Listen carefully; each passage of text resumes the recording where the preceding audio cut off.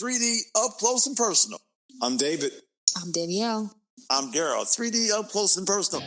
Today, we're on episode 20. Talking about power and control, PNC. Power and control. I'm running things.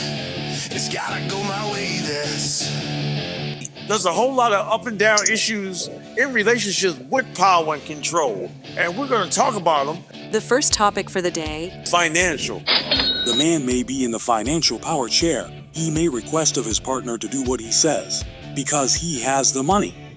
Some say, they who have the money make the rules. Have you ever experienced a power and control financial situation? Yeah, sometimes one partner might be making more money, and then they act as if they control everything, even stuff that don't relate to finance. Sounds like you're talking about a control freak. Yes. It's true. It does seem that it can happen at some point in people's relationship, and some people just have a need to have more control. Even if it's not a romantic relationship. A lot of relationships. And then they end up sounding like an opera singer. My. Me.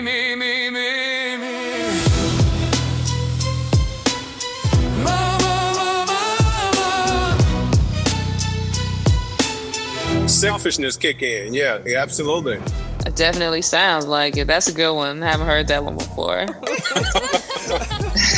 When you say power control, I honestly think back to my line of work, like domestic violence. It's like, whoa, power control. I just kind of automatically think of that as like a negative thing. I guess it could be. It depends on all the factors in the situation. It's always good When the decisions are shared in a relationship, regardless of the relative contributions, but sometimes it go the opposite way around too. Like one person be making all the money, the person that's not making the money is controlling all the decisions. It can be awful either way, but it's just best when two partners make a significant contribution to the relationship, and sometimes their contribution is monetary. Sometimes the contribution is non-monetary. Wow, you look great. What's the occasion? I'm just showing you some of the values in this relationship. Both people need to feel like they're contributing to each other's life. Financial decisions really should just be shared for the most part. That's just my take on it. I wanna have my way each and every day. If you do that for me, I will make you happy. What about major purchases in the relationship? If a man goes out and purchases a sports car, his wife still got the 10-year-old minivan. That could cause a problem in the relationship. Yeah, it definitely could, especially if it's not within their means. The money is a real determining factor in a lot of people's relationships. So making those decisions is crucial. She said, Why did you go buy that car? I was having a midlife crisis. Work with me. I'm having a crisis too, but not with you. I experienced that firsthand one time. So I went out and got me a luxury sports car convertible. First time I took it into the service department to get it worked on, somehow between the salesman and my wife at the time traded my car in and got a car for the wife because she said, hey, ain't no way you should be having a car better than mine. okay, hey, so not fair. It happens to the best of us. I'm glad you lived to tell the story. Power and control in relationships can be in a lot of situations, even planning the wedding. The wedding plans are left up to the woman and maybe the mother-in-law. Or maybe the mother of the groom. Sometimes guys want to be involved with the wedding, especially if they have to pay for the ceremony and festivities. Because those weddings can be expensive. It seems like a lot of times that the bride mostly will take over what the finances is going to look like or how they're going to spend the money and things like that. It'd be nice for some grooms to take on that hand-on, but it doesn't seem like that's a big thing. I think it's mostly how much is it going to cost, and we're just going to spend this much. I want to be in control.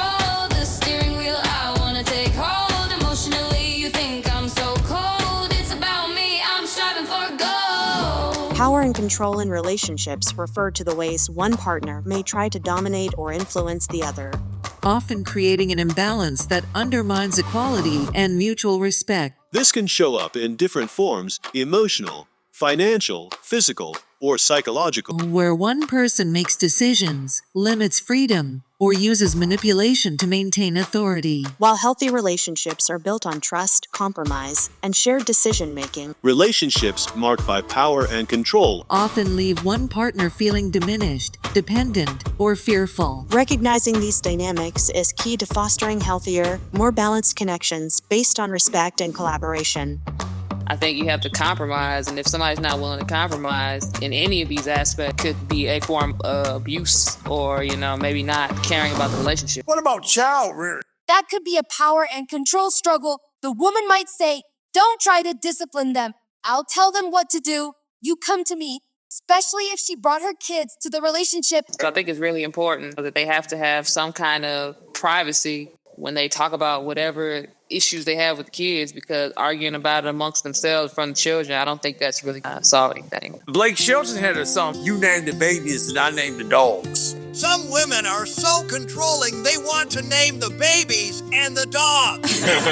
All she wants you to say is okay. Okay. What about home decorating? Sometimes that man will let the woman do the home decorating, but he might want something. He might not get nothing but a man cave. That's a good question. I never really heard too many guys complain about home decorating. It's my personal experience that I did have a relationship where there were certain things I just wanted to get rid of. I felt like they were useless knickknacks. They looked stupid. It was really a fight to try to get rid of those things. Something that's kind of said, forget it. In your home decoration situation, was it like clutter or hoarding? No, it was just things that just weren't matching any type. It wasn't making any type of decor, wasn't going together. It was just kind of like random stuff. I was like, no. Everything don't go together. What about dealing with relatives? That could be a power and control struggle, because one person wants their relatives to frequently visit, and the other just wants to see them once a year. They want to come over every Sunday to have dinner, maybe once a month, not every week. That could be a challenge right there. Another thing that comes into place too, when people come over, How long should they stay? I have about a 2-hour tolerance of kinfolks over Oh my goodness, man. That's kind of short. Wow, most people think about relatives visiting as a 4-hour window. That's a meal, restroom break, and a movie, and then they're out the door. Relationships manipulate.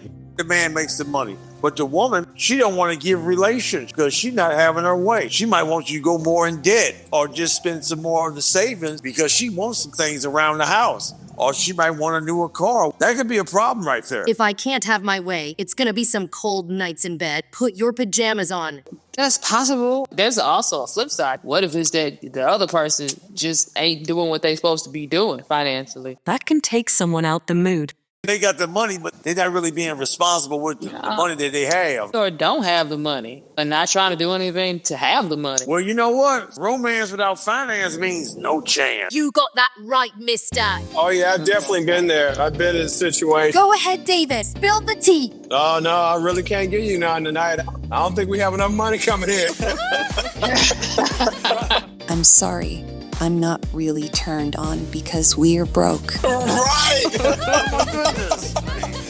I've heard people say that. It's like, well, how can you think about being intimate, romantic when you worry about your lights? Well, if the electricity gets cut off, light some candles, it'll be so romantic. Sound like no priority. The next topic is meals. That could be a power and control issue. Guy, he might just want a burger and fry. She wants steak and lobster. What's wrong with that? I like a good steak and lobster. Do you have the time and the finances to make separate meals, to go separate places, or do you pick some nights they want something, you want to do something else? You're not required to eat the same meals all the time. You don't even have to eat at the same time. It would be nice to eat with your significant other. Once in a while. Y'all can still eat together, just eating separate meals. You go to a restaurant, order separate meals. You got the time, the money to do 2 separate meals, go for it. Everybody's different with their taste and whether or not they want to sit down and dine in at the restaurant or take it to go. Depending on the couple, there's always something that could possibly cause conflict. No doubt. Yes, I agree. You plan the whole romantic evening. You think you're going to be lucky at the end of the night, whether it be your wife or girlfriend. And then the meal could just mess up some stuff. I'm trying to keep it in budget. We at Applebee's, we doing 2 for $30. No, I want this. 2 for $30, babe. Why are you so cheap? No, I ain't cheap. I'm just broke right now. It's $30 plus a tip, plus tax, plus drinks. So you're still looking at $50. Nothing's really cheap anymore. It's just about communicate. I mean, I've been in the same situation. I might invite somebody, hey, let's go out, but I'm gonna let you know, we're gonna be buying off of this menu. Our payment arrangement is gonna be like the people over in the Netherlands. Dutch. You go in Dutch, you really ain't inviting nobody out. You just ask them to go with you. Hey, you wanna go with me and pay for yourself? Sounds good. What about domestic stuff? Housekeeping. It's really about strengths and weaknesses. Some person might have better luck at cleaning the bathroom and somebody else might be better at doing dishes. Whatever works for them, those people. You could take the time to try to sort it out and take turns. But I mean, if some people really don't mind doing certain tasks versus other, I think that might be a better solution. It really boils down to communication. Seems like that's the key to a lot of these issues we have in life, but that doesn't always seem to be the solution that we choose. You still gotta talk. You know what I mean. What about curfew? Because curfew is a big thing. She going out with the girls. Okay, you should be home by 10. Wait a minute. How you going to give a woman 25 a curfew? 35, 45, 55. I think it should be a respectable time, especially a monogamous relationship, married relationship. It should be home at a decent hour. I honestly agree with that. Male or female, I don't think nobody should be out sitting up 3, 4, 5 in the morning. I think it just depends on the event. I think it depends on who they going out with, things like that. Because, I mean, you go to a concert, you could be gone for 4 hours. But depending on where it's at, all the driving, traffic. I've been to concerts. So it just depends on what they doing. And like you said, communication. Keeping checking in, calling every few hours. Or at least call when you're on your way home. I mean, that's cool too, but in this day and age, I mean, anything can happen. I feel like there's nothing wrong with you. You're going to be gone for 4 or 5 hours to call in the middle of what you're doing. Say, hey, well, everything's going good, and I'll be out here in a couple hours. I'm headed home. On this power control thing, David, we was asking about curfew. And then Danielle's, her opinion is that if her man is gone for 4 hours, she wants him to check in in a 2-hour intervals. And I think that's a little too much. I didn't say every 2 hours. I said in the middle of what they doing. At least somebody checking in once. If you gone for 4 or 5 hours, you don't think that's a long time? Anything can happen. Basically, it's just trust. You might be taking away their groove.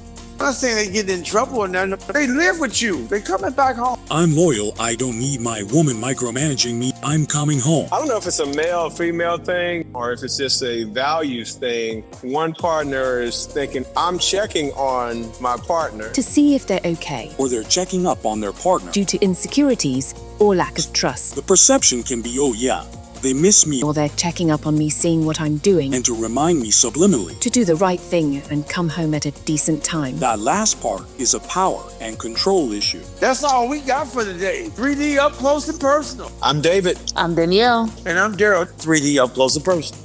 3D Up Close and Personal would like to thank you. We have 20 episodes that you can listen to anytime. We are on 22 platforms and have a 5-star rating on Apple Podcast and Spotify. Listeners have tuned in from 49 cities in 16 countries. 3D Up Close and Personal is produced by Parks Media Group PMG 2025. All rights reserved. 3D Up Close and Personal. And don't you ever forget it. Like and subscribe and share.